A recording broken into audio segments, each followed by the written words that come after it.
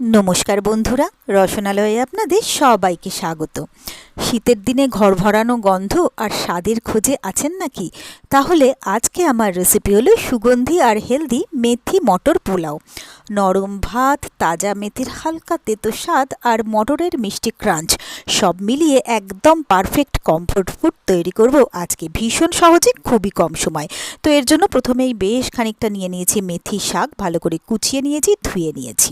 এরপরে নিয়ে নিয়েছি এক বাটি মটরশুঁটি। তারপরে আমি নিয়ে নিয়েছি এখানে বাসমতি চাল। চালটাকে 15 মিনিট জলে ধুয়ে জলের মধ্যে রেখেছিলাম। তারপরে জলটাকে ঝরিয়ে এটাকে একটা ছাঁকনিতে ছেঁকে রেখেছি। এরপরে গ্যাসের মধ্যে বসিয়ে দিয়েছি একটা কড়াই। কড়াইটা গরম হয়ে গেলে তার মধ্যে দিয়ে দিলাম তেল। তেলটা গরম হয়ে গেলে একটা তেজপাতা, 1 চামচ গোটা জিরে, একটা স্টার এনিস আর বড় এলাচ দিয়ে এটাকে একটুক্ষণ ভেজে নিলাম। ভাজতে ভাজতে যখন বেশ একটা সুন্দর গন্ধ বেরিয়ে গেল, তখন এখানে দিয়ে দিলাম একটা কুচিয়ে নেওয়া পেঁয়াজ, দিয়ে দিলাম কাঁচা লঙ্কা কুচি আর 1 টেবিল চামচ গ্রেট করা রসুন। এবারে এটাকেও আমি কয়েক সেকেন্ডের জন্য ভেজে নিচ্ছি।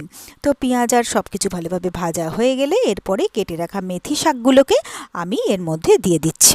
এবারে মেথি শাকটাকেও সব কিছুর সাথে মিলিয়ে মিশিয়ে নিয়ে মেথি শাকটাকেও একটুক্ষণ ভেজে নেব।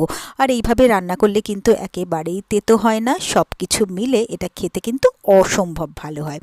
তো মেথি শাকটাও আমার ভাজা ভাজা হয়ে গেছে। এরপরে আমি দিয়ে দিলাম মটরশুঁটি আর দিয়ে দিলাম একটুখানি ধনেপাতা কুচি। তারপরে আবারও সবটাকে মিলিয়ে মিশিয়ে নিয়ে মটরশুঁটিটাকেও আমি একটুক্ষণ ভেজে নিলাম। তো এটাও আমার ভাজা ভাজা হয়ে গেলে এবারে আমি যে চালটাকে জল ঝরিয়ে রেখেছিলাম সেই চালটা এর মধ্যে দিয়ে দিলাম। তারপরে চালটাকেও সব কিছুর সাথে মিলিয়ে মিশিয়ে নিয়ে চালটাকেও আমি একটুক্ষণ ভেজে নেব। তাহলে পোলাও কিন্তু ভীষণই ঝরঝরেভাবে তৈরি হবে।